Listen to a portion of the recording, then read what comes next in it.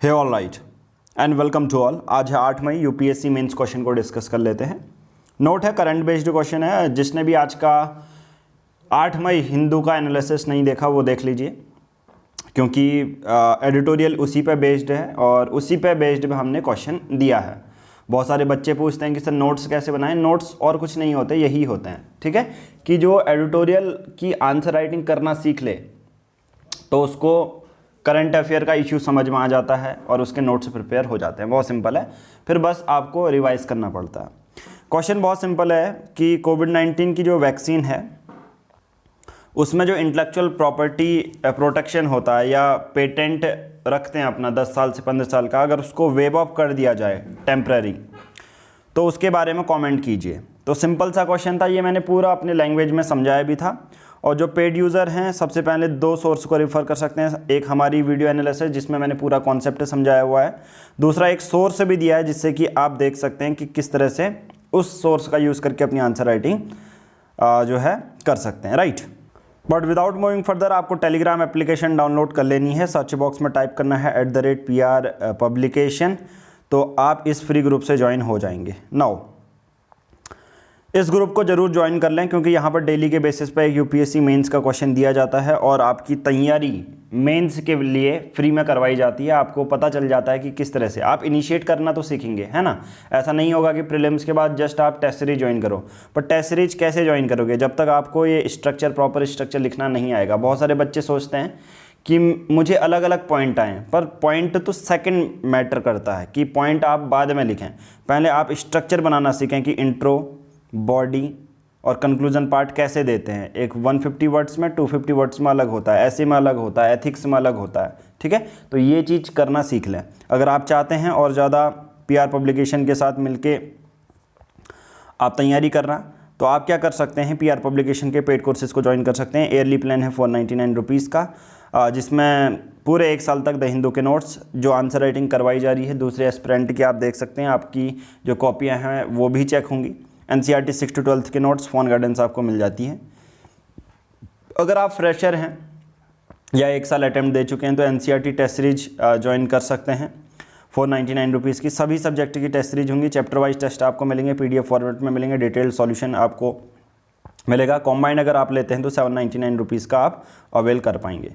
तो स्टार्ट करते हैं आज का डिस्कशन, जिसमें सबसे पहले कॉपी ये है, इंटेलेक्चुअल प्रॉपर्टी राइट। देखो, अगर आप पूरे क्वेश्चन को देखोगे तो सबसे पहले इन्होंने एक तो इंटेलेक्चुअल प्रॉपर्टी को अंडरलाइन किया है, फिर वेविंग को अंडरलाइन किया है, ठीक है।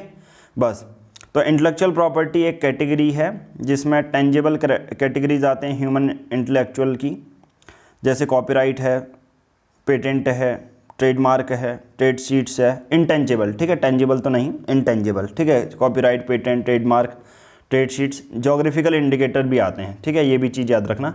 इंटेंजिबल है, ठीक है। टेंजिबल वो होता है जिसको हम छू सकते हैं, जैसे कोई मोनूमेंट हो गया, कोई आर्कोलॉजिकल साइट हो गई। इंटेंजिबल जैसे डांस हो गया कि आप अपना डांस फॉर्म निकाल के लाए हो, ठीक है। तो आपने बहुत अच्छा यहाँ पर इंट्रोडक्शन पार्ट दे दिया।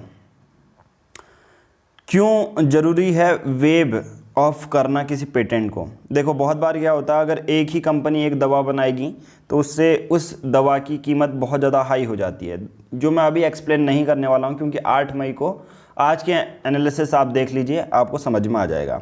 उसके पीछे का हार्ड वर्क, साइंटिफिक, ये सब आज के एनालिसिस में बताया। बहुत अच्छा आंसर लिखा है, मोनोपोली को रिड्यूस करने के लिए। इससे दवा के दाम सस्ते हो जाएंगे, डिस्ट्रीब्यूशन अच्छी हो जाएगी। जो गरीब देश हैं, ठीक है, जहाँ पर शॉर्टेज होती है, उनको फ़ायदा मिलेगा। इंडिया, अफ्रीका है। Greater chance of more vaccine, बहुत अच्छे, यहाँ पर ज़्यादा से ज़्यादा यहाँ पर ये देखने को मिलता है। बहुत अच्छे तरीके से आपने यहाँ पर अपने आंसर को लिखा है। सेकंड आपने लिखा है सिग्निफिकेंस क्या है। सबसे पहले प्रोडक्शन बढ़ाएगा वैक्सीन डोजेज़ की, और थर्ड वेव आने से रोक सकता है। प्राइस रिड्यूस होंगे तो सभी लोग अफोर्ड कर सकते हैं। चैलेंजेस क्या क्या हैं, सेफ्टी कॉम्प्रोमाइज़ हो सकती है क्योंकि जेनेरिक दवा हम बनाते हैं। पेटेंट लिफ्ट होगा, chance for disincentive pharmaceutical companies, ठीक है। Disincentive pharmaceutical company lead to confusion against vaccination, ये भी बहुत ज़्यादा इंपॉर्टेंट आपने चैलेंजेस लिखे। सॉल्यूशन क्या है, अवेयरनेस बढ़ाना, डेली ऑडिट करना, और फिर आपने कंक्लूजन लिखा है, ठीक है। सटीक आंसर है, स्ट्रक्चर सिमिलर है। अगर आपका ये आंसर देखें 150 शब्दों का नहीं है, सबसे पहले ये आपको चेंज करना पड़ेगा, ठीक है।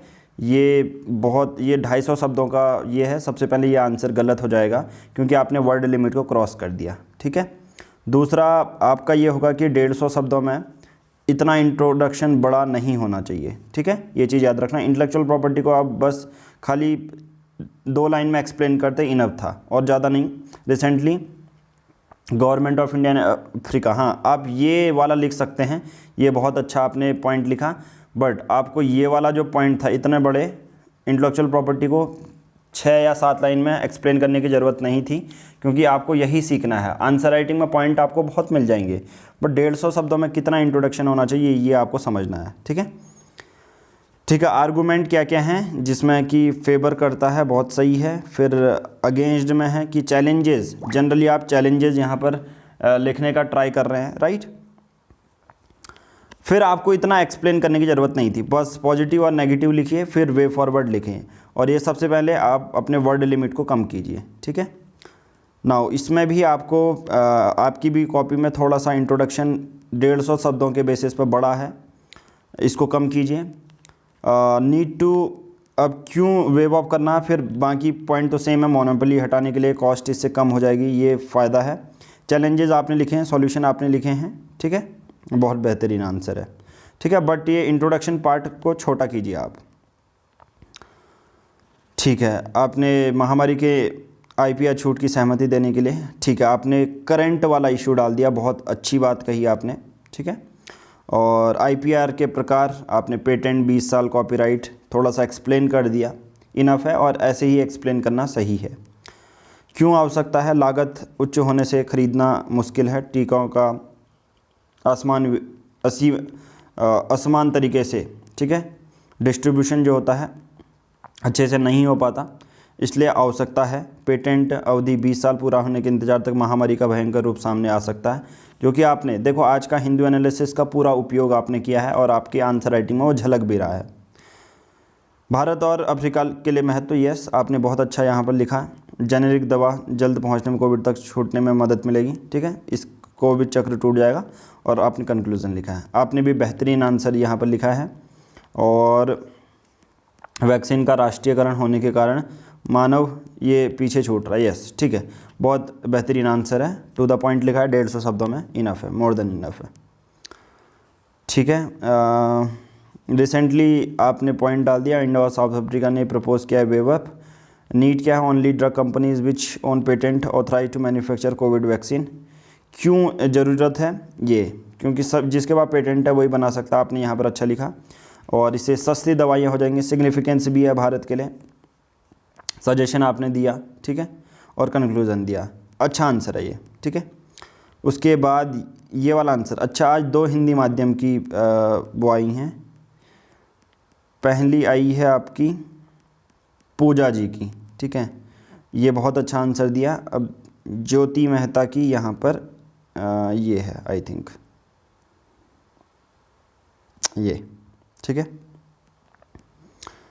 WTO के ट्रिप्स के रिलेटेड अमेरिका राष्ट्रपति ने अस्थायी छूट प्रदान करने की घोषणा की गई है, आपने भी पूरा करंट अफेयर का यहाँ पर यूज़ किया। फिर इंट्रो पार्ट, क्यों छूट की आवश्यकता है, बहुराष्ट्रीय कंपनियों का एकाधिकार जो मोनोपोली होती है, वितरण में असमानता, निर्णय का नकारात्मक पक्ष, गुणवत्ता पर नकारात्मक असर पड़ेगा, ठीक है। नेट ट्रैकिंग जो उसकी क्वालिटी है उसको भी कॉम्प्रोमाइज़ हो जाता है, कभी कभी चैलेंजेस ये रहते हैं। फिर आपने वे फॉरवर्ड लिखा है, आंसर स्ट्रक्चर बहुत बेहतरीन लिख रखा है आपने, ठीक है।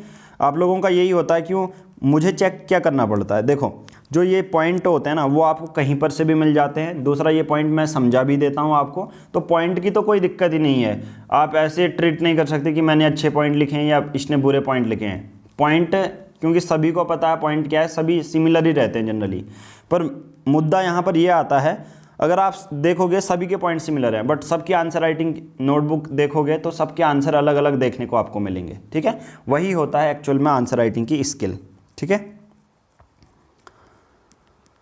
ना। उसके बाद चलिए एक लास्ट ये वाली देख लेते हैं। सबसे पहले आपका यही है सजेशन कि यार आप पहले वाइट पेज में लिखिए, ठीक है। बाकी आपने इंट्रोडक्शन लिखा है, नीड टू वेव अप, वही मोनोपोली को रिड्यूस करना, कंपनी को रिड्यूस करना टू एवेन्यू वैक्सीन।